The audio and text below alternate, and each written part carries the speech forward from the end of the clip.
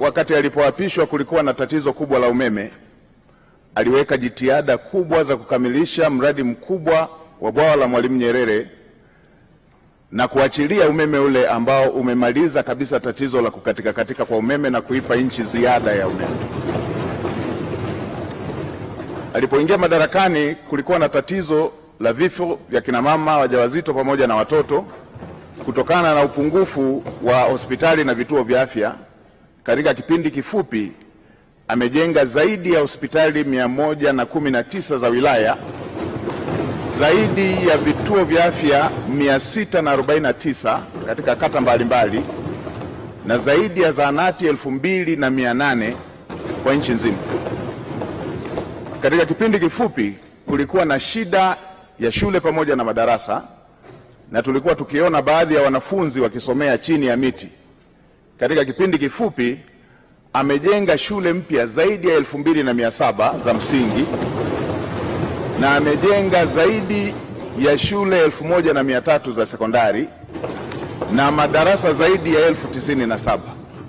Hivyo hivyo katika sekta zingine ikiwemo kununua CT scan hospitali zote za mikoa, MRI kwenye hospitali zote za kanda, pamoja na kununua mitambo ya kuchimbia maji kwenye kila mkoa na kila ukanda. Hiki ndicho kilichowafanya Watanzania wamchague kwa wingi, na nimetaja tu kwa uchache. Mheshimiwa Spika, nitumie fursa hii kumshukuru sana Mheshimiwa Rais kwa imani hii kubwa. Natambua imani si kubwa tu kwake, bali ni dhamana kubwa kwa Watanzania kwa kunipendekeza katika bunge lako tukufu kushika nafasi ya Waziri Mkuu wa Jamhuri ya Muungano wa Tanzania. Natambua uzito wa majukumu haya pamoja na matarajio yake pamoja na matarajio ya Watanzania. Nitafanya kazi kwa bidii, kwa uaminifu na jitihada kubwa kuweza kukidhi matarajio hayo. Mheshimiwa Spika, nitumie fursa hii pia kumpongeza Dr. Emmanuel Nchimbi kwa kuaminiwa na kuchaguliwa na Watanzania kuwa makamu wa rais. Tuna imani na utendaji wake na tunaamini kwamba atamsaidia Mheshimiwa Rais katika kutekeleza majukumu yake. Mheshimiwa Spika, nimpongeze pia Dr. Hussein Mwinyi kwa kuchaguliwa na kuaminiwa kuwa rais wa Zanzibar. Ushindi wake ni ishara na uthibitisho wa kazi kubwa alizofanya za kuwaletea maendeleo wa Zanzibari. Namtakia kila laheri katika utumishi wake mpya. Mheshimiwa Spika, nitumie fursa hii kumpongeza mwanasheria mkuu wa serikali. Mwanasheria mkuu wa serikali ndugu yangu Hamza Johari amekuwa kiungo muhimu na amekuwa akisaidia sana majukumu yanayohusu sheria kama custodian wa masuala ya sheria wa serikali. Mheshimiwa Spika, nitumie fursa hii kukupongeza wewe mwenyewe kwa kuchaguliwa kwa kishindo kuwa spika wa Bunge la Jamhuri ya Muungano wa Tanzania, bunge la 13. Natambua nia yako thabiti ya kulifanya bunge la 13 kuwa bunge la Watanzania. Niahidi kwa niaba ya serikali tutatoa ushirikiano wa dhati kuweza kuhakikisha kwamba unatimiza malengo yako hayo ya kulifanya bunge la 13 kuwa bunge la Watanzania.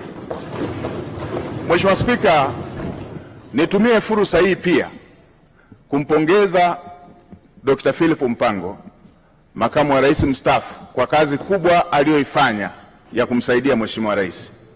Tutamkumbuka kwa unyenyekevu wake, kwa maono yake na usaidizi wake uliojaa utii. Dr. Mpango amefanya kazi yake kwa uthabiti mkubwa.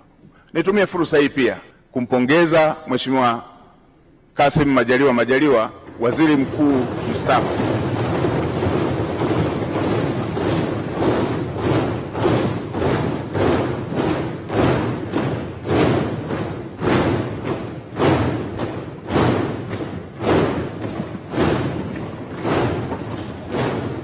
Nimpongeze Mheshimiwa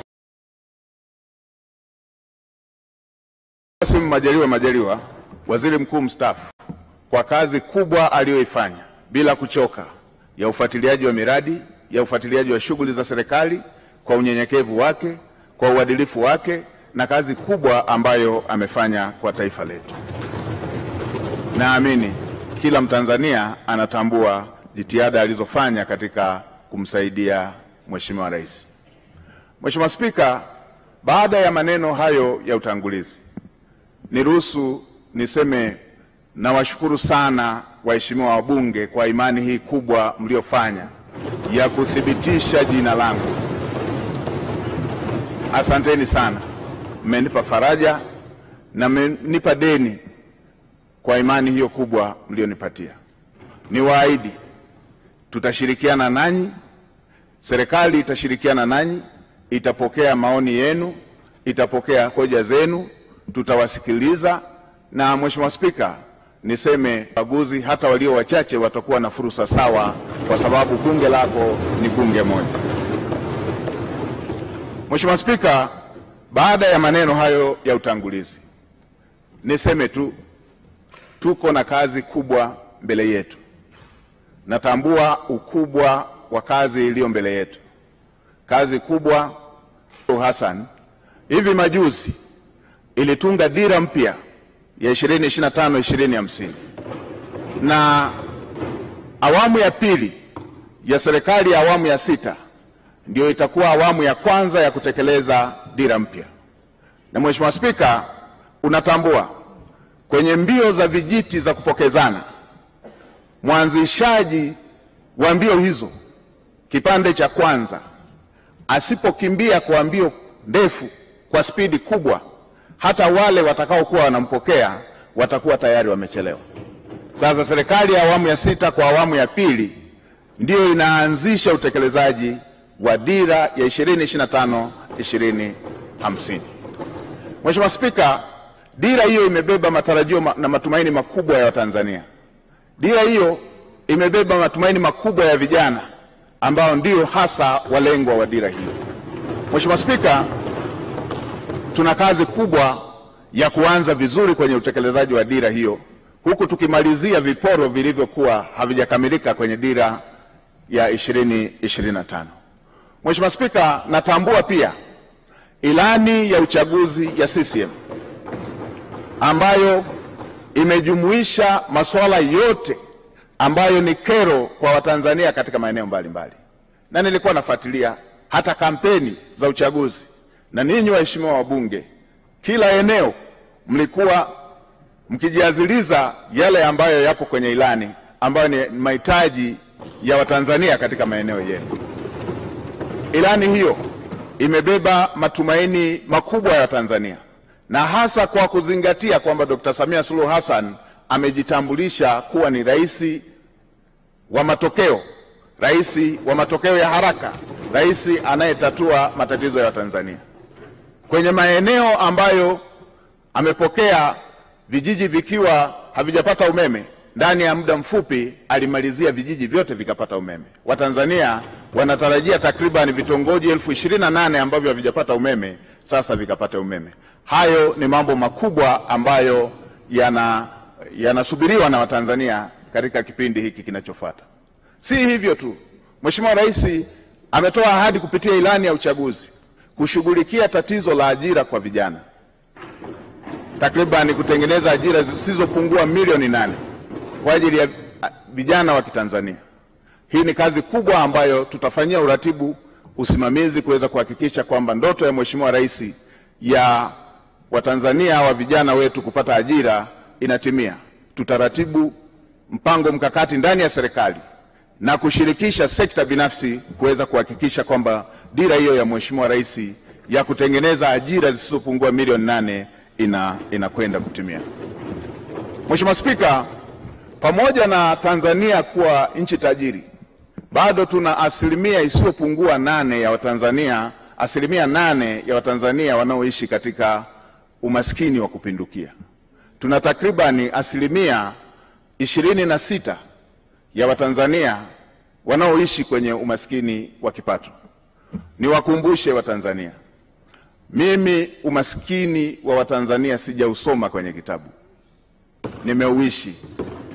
Na Mheshimiwa Spika, katika maisha yangu haya, katika umri wangu huu, miaka takribani 32 nimeishi katika maisha hayo ya umaskini.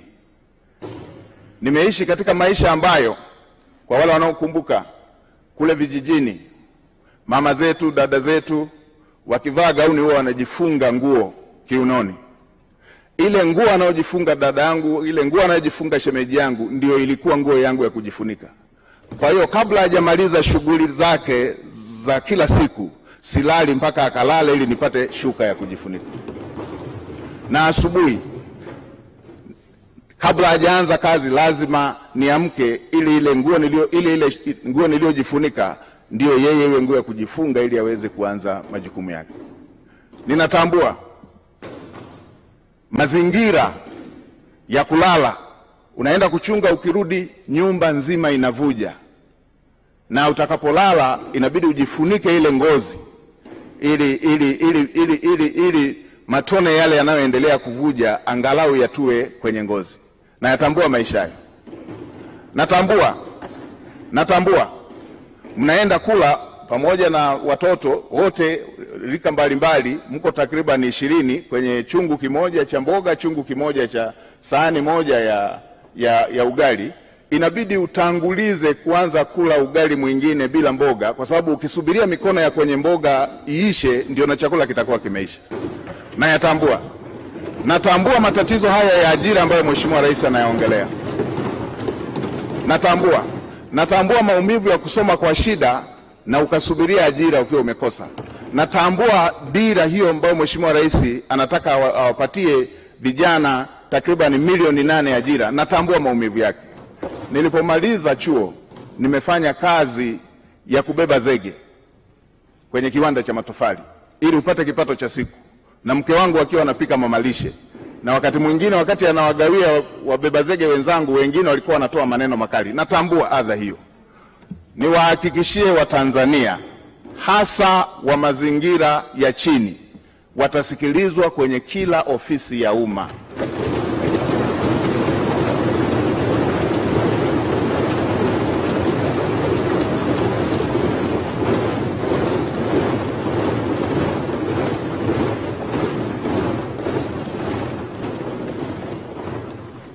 Kila aliye Mtanzania, hii nchi ni yake.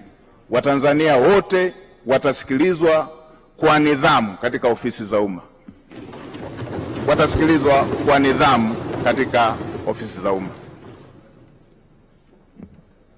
Watanzania watafikisha kero zao, na watumishi wa umma watakwenda kwenye makazi, kwenye maeneo ya Watanzania kutatua kero za Watanzania.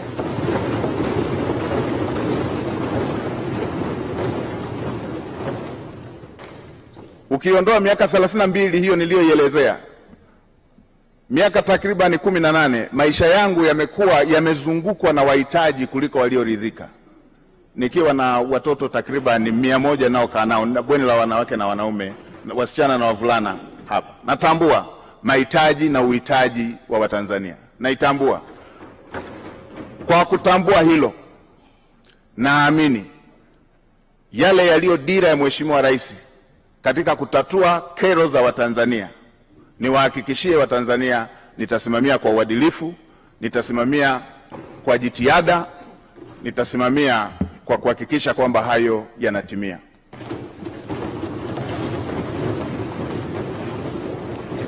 Kwa kuzingatia kazi kubwa hiyo iliyoko mbele yetu niliyoisema.